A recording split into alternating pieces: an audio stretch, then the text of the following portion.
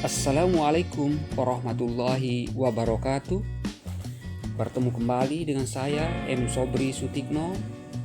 Kali ini saya akan menjelaskan materi dengan judul media gambar diam. Pemirsa, perkataan media tidak selalu identik dengan yang mahal dan memerlukan listrik. Karena media dapat dibedakan berdasarkan keadaannya menjadi media canggih dan media sederhana. Apa itu media canggih? Media canggih adalah media yang hanya dapat dibuat di pabrik karena terdiri dari komponen-komponen yang rumit dan biasanya memerlukan listrik dalam penyajiannya.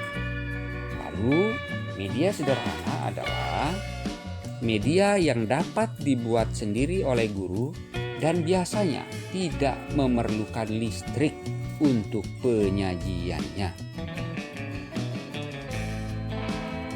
Dan pada kesempatan kali ini saya akan menjelaskan tentang media sederhana. Terdapat beberapa kelompok media sederhana, di antaranya ada gambar diam, grafis, dan display. Nah, pemirsa, yang ingin kita bahas pada kesempatan kali ini adalah hanya tentang media gambar diam. Gambar diam di sini maksudnya gambar yang tidak bergerak, yaitu pada saat penyajiannya disajikan cukup diletakkan saja di hadapan siswa tanpa digerakkan.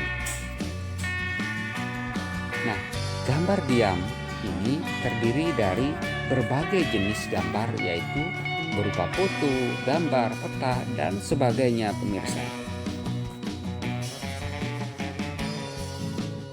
Nah, ada berbagai peralatan dan teknik pembuatan gambar, pemirsa. Ya. Apa saja peralatan yang dibutuhkan kalau kita mau menggambar? Ada meja gambar, itu tempat tatakan untuk menggambar. Ada pensil untuk membuat arsir-arsiran, membuat draft, ya. Lalu ada penghapus. Penghapus ini dipakai ketika draftnya ada kesalahan-kesalahan.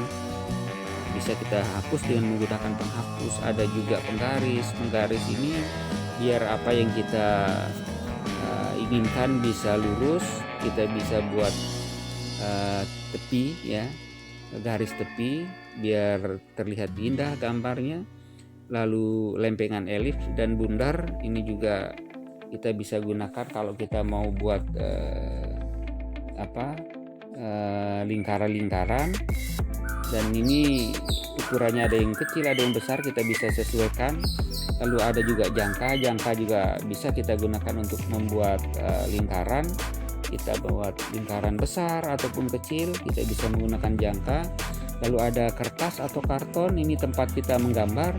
Ada kuas ini bisa kita gunakan untuk menggambar, ya. Lalu ada tidak hanya untuk menggambar, kita juga bisa untuk menghapus kotoran-kotoran yang menempel di kertas setelah kita menghapus. Lalu ada pewarna. Pewarna ini kita gunakan untuk memberikan warna pada gambar kita.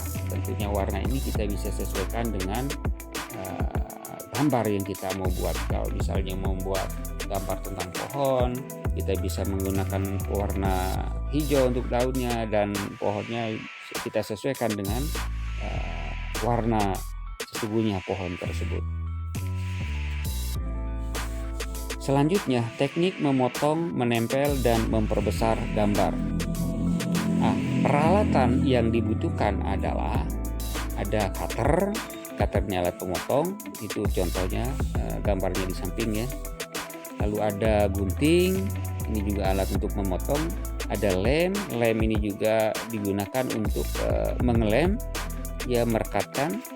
Lalu majalah, koran, buku, brosur, dan lain-lainnya ini media yang mau dilem, ya. Media yang mau dipotong dan akan dilem nantinya. Memotong dan menempel gambar. Nah, memotong dan menempel gambar. Memotong gambar dapat menggunakan gunting atau cutter, pemirsa. Tadi saya sudah jelaskan sebelumnya. Gunting digunakan apabila gambar yang kita potong mempunyai lekukan-lekukan bentuk atau apabila gambar berada di tengah-tengah halaman.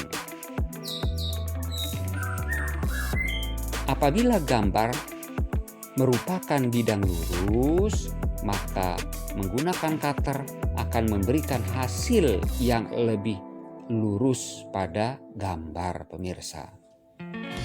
Jika menginginkan keterangan pada gambar, maka kita bisa menulis sendiri. Ya, kita bisa menulis sendiri di gambar tersebut. Misalnya kita mau tampilkan ayam, ya, gambar ayam, lalu di bawah gambar ayam itu kita tulis gambar ayam. Ya, kita bisa tulis sendiri. Tapi jika tulisan kita jelek atau kurang bagus, maka kita bisa menempel dengan menggunakan rugos dan bantuan komputer. Rugos ini bisa kita beli di toko ATK, banyak, pemirsa. Jadi di situ ada semacam tulisan yang bisa menempel dengan cara digosok-gosokkan. Dan bantuan komputer, pemirsa. Membuat tulisan di komputer dan dipotong lalu ditempel pada gambar sebagai keterangan. Jadi lebih gampang kalau kita menggunakan komputer. Kita bisa atur jenis tulisannya, mau model Arial, mau Times New Roman, dan lain-lain. Itu ada banyak pilihan. Ukuran tulisannya juga bisa kita atur dengan menggunakan komputer, pemirsa. Untuk menempel gambar, kita memerlukan yang namanya lem. Lem terdapat berbagai jenis berdasarkan fungsinya untuk menempel kertas, karton, dan lain sebagainya. Yang jelas, pakailah lem yang dapat merekat dengan baik. Nah, untuk lem ini, pemirsa, saat ini banyak sekali merek-merek lem yang dijualkan di pasaran. Silakan Anda datang ke toko ATK, tinggal tanya saja yang jual mana lem cocok, yang bagus, silakan tinggal dibayar. Materi yang terakhir adalah teknik memperbesar gambar, pemirsa. Nah, teknik memperbesar gambar ada bermacam-macam, dari yang menggunakan peralatan dan cara yang sederhana hingga menggunakan peralatan yang cukup canggih. Dalam hal ini, saya akan menampilkan atau menjelaskan dua saja teknik untuk memperbesar gambar, yaitu teknik yang sederhana dan yang canggih. Untuk yang sederhananya, kita cukup menggunakan teknik pantograf, lalu teknik yang canggihnya kita menggunakan teknik proyeksi. Teknik pantograf. Teknik ini menggunakan alat yang dinamakan pantograf,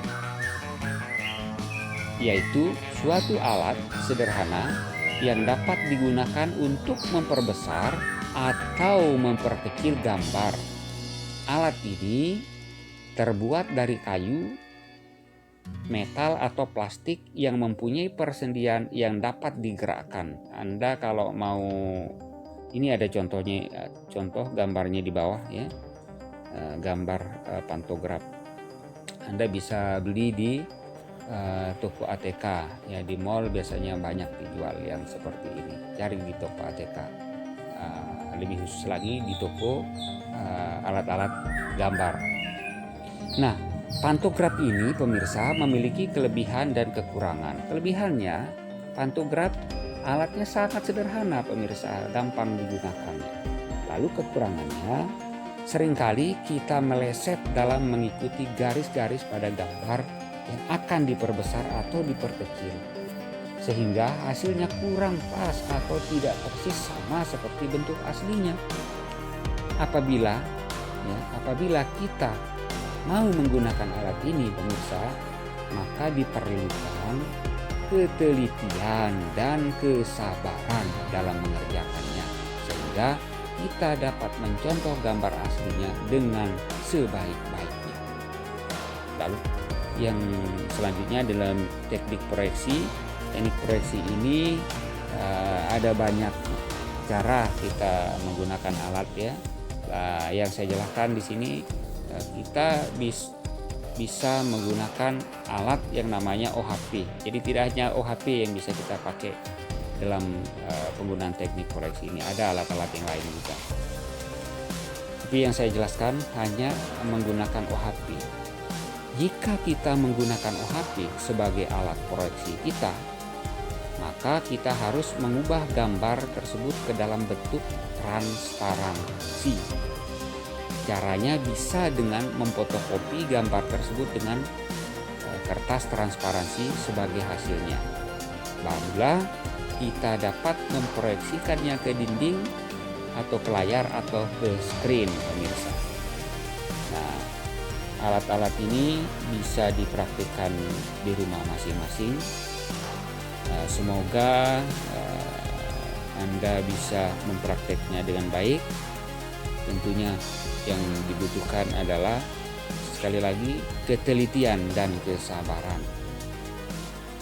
Mungkin ini yang bisa saya sampaikan pada kesempatan kali ini. Semoga ada manfaatnya bagi kita semua. Sampai ketemu pada edisi yang akan datang, tentunya dengan topik yang berbeda. Sekian dari saya, terima kasih. Assalamualaikum warahmatullahi wabarakatuh.